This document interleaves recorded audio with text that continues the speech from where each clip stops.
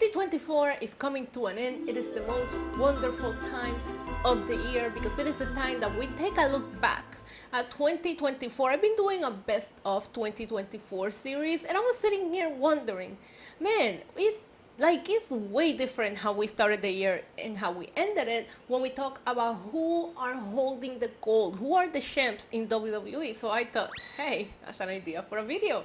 Hi there, my little demons and divas and demonites. Bienvenidos. Welcome back to my channel. It is I, Isa, aka the Demon Diva and the Big Dog, and today we are going to talk about all of the WWE Championships, where they were when we started the wonderful 2024 year that was full of so many moments in WWE, and how it ended. Who is holding these championships now? There's nobody that started the year as champ that has the championship right now.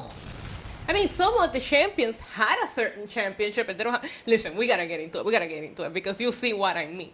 But before I do all of that, please make sure to give this video a like, hit the subscribe button, hit the notification bell so you're notified anytime I upload one of these videos. I have a bunch of them coming up this year reviewing 2024. In addition to that, I go live for watch-alongs whenever I'm available for Monday Night Raw, NXT, Dynamite, Smackdown, pay-per-views, as long as my schedule allows it and you guys keep watching. I am here to watch wrestling with you. We have a great community. In addition to that, if you wouldn't mind, consider joining the membership. You get exclusive content, exclusive emotes, and I have a lot of fun things coming in 2024 for just the Demonites. But let's just get right into it because we have a lot to talk about, guys. I have pages of research here that I've done. Okay, I'm a professional.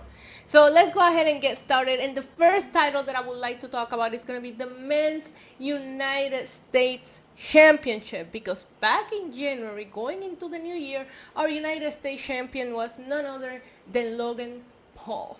Okay, Logan Paul got the title. I believe it was like some crown jewel in 2023. He held it for a long time. Because let me tell you something, he held it through the Rumble, he held it to WrestleMania, but he could not make it to SummerSlam, because at SummerSlam, we crowned a brand new United States champion, and that was LA Knight. Yeah. Now, I can't say that LA Knight had the exact same success as Logan Paul as United States champion, because as we close this year, and I don't think we'll see a title change. You know what? Let me just let you know that I'm recording this in the 21st of December in case something goes wrong.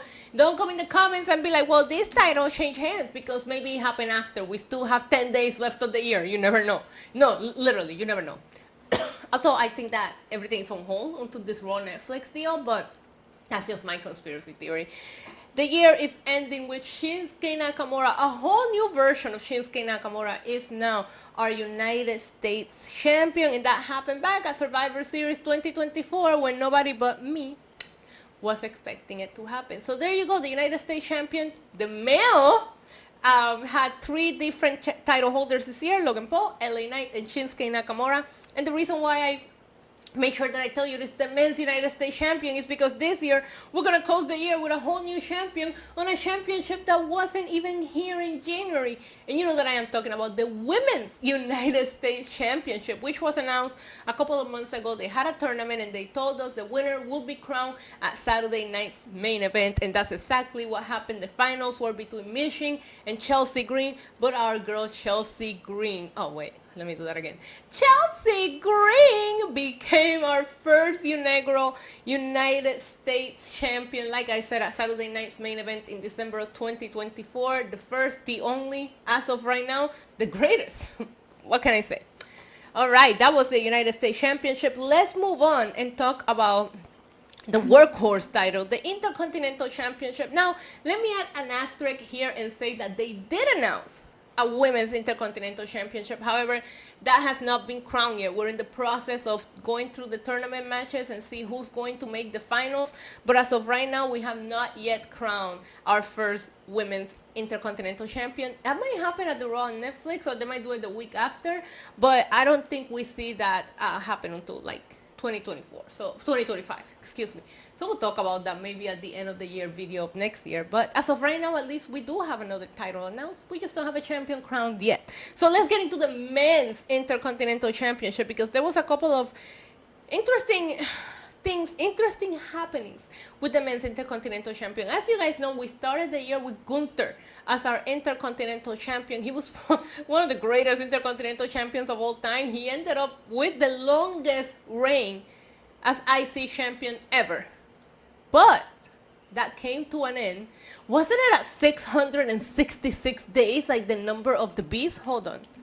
It was 666, number of the beast, days as Intercontinental Champion, but that all came to a halt at WrestleMania. Where if you saw Sami Zayn's intro at WrestleMania, you were like, yeah, he's winning. Like, he's winning. There's like no doubt about it, right? Sami Zayn became our brand new Intercontinental Champion at WrestleMania.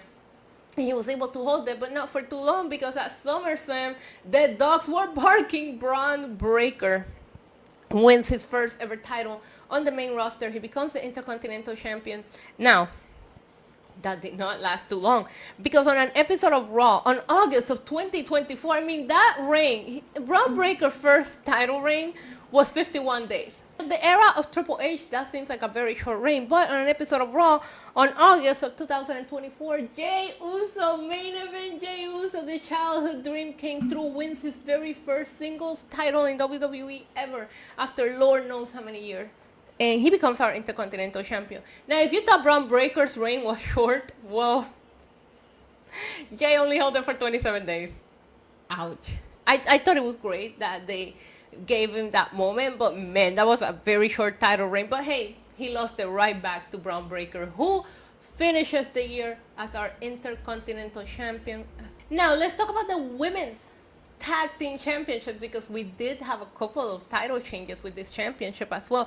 The year of 2023 started with Kaden Carter and Katana Chance as our women's tag team champions, one of the very legit tag teams in the division. They were the champions at the start of the year. However, on an episode of Smackdown, in January of 2024, so they came into the year as champs, but they didn't stay too long in that position. The Kabuki Warriors, Asuka and Kairi Sane, God, I miss Asuka, they became our women's tag team champions, and they were able to hold the belts all the way until Backlash in France, remember?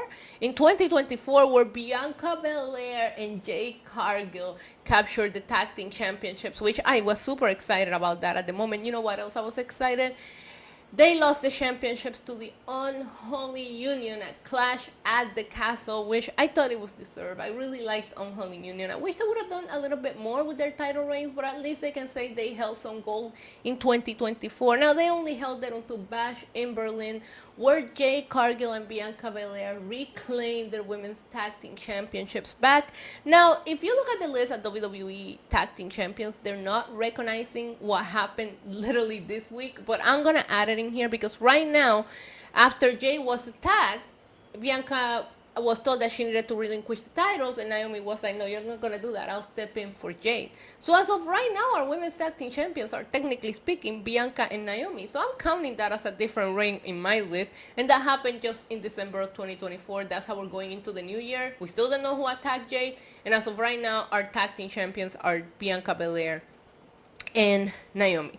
Now, the men's tag team title is really not that complicated to talk about, but when we started 2024, they were unified. You have Finn Balor and Damian Priest carrying both titles. Remember, we have both titles being held hostage by one team for the longest time. And at WrestleMania, we had a ladder match, and they announced that the tag team titles might be split. It could be won by different teams depending on who captured what belt, and that's exactly what happened, because at WrestleMania, Finn Balor and Damian Priest on night one lost it all. I don't think Damian Priest suffered for too long. We'll get into that. But at WrestleMania, the Raw Tag Team Championships were captured by Awesome Truth. Love that they have that WrestleMania moment. And the SmackDown Tag Team Champions were captured by A-Town Down Under, which is Grayson Waller and Austin Theory. Now, once we went into like the Monday Night Raw and the SmackDown after, they decided to rebrand these titles, gave them brand new belts, and now the Raw Tag Team Championships are now known as the World Tag Team Championships, and the SmackDowns are the WWE Tag Team Championships, right? So let's talk about the Raw side of things, now called the WWE World Tag Team Championship. Like I said, Awesome Truth won them at WrestleMania.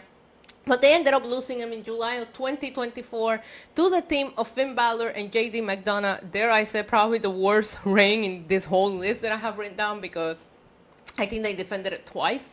But this week, the War Raiders on Raw, on an episode of Raw in December of 2024, recaptured the WWE World Tag Team Championship. So they are going into the new year as our World Tag Team Championships. Tag Team Champions, all right? Great. Now let's go to the other side, the SmackDown side of things, where we have the WWE Tag Team Championships. Like I said, 8 count down, under, win them at WrestleMania. But on an episode of SmackDown in July of 2024, DIY gained the titles from them. They become our brand new champions. They don't keep them for too long, because on an episode of SmackDown in August, it was actually the go home before SummerSlam, the Bloodline, and at that moment, I believe it was Jacob Fatu and Tama Tonga? I can't remember, but Jacob Fatu and Tama Tonga, the Bloodline, we'll just say the Bloodline, they captured the belts. And they ended up holding them until October of 2024, when I debuted in Motor City Machine Guns captured the tag team gold the night they debuted. Insane. And that was in October of 2024. And then, just recently, in December of 2024, DIY turns heel on the Motor City Machine Guns, and they get the title. So, going into 2025, we go in with DIY as bad guys, and the War Raiders as our respective tag champions for each show. That wasn't as complicated to explain as I thought it would be. All right, let's keep it going. Let's talk about the Women's World Title. Let's talk about the Women's World Title, because it was an interesting saga, right? We go into the year with Rhea Ripley. Rhea Ripley seems like she was going to hold that title for years to come. But unfortunately, on the Monday Night Raw after WrestleMania, she suffers a freak injury by Liv Morgan, forcing her to relinquish the title.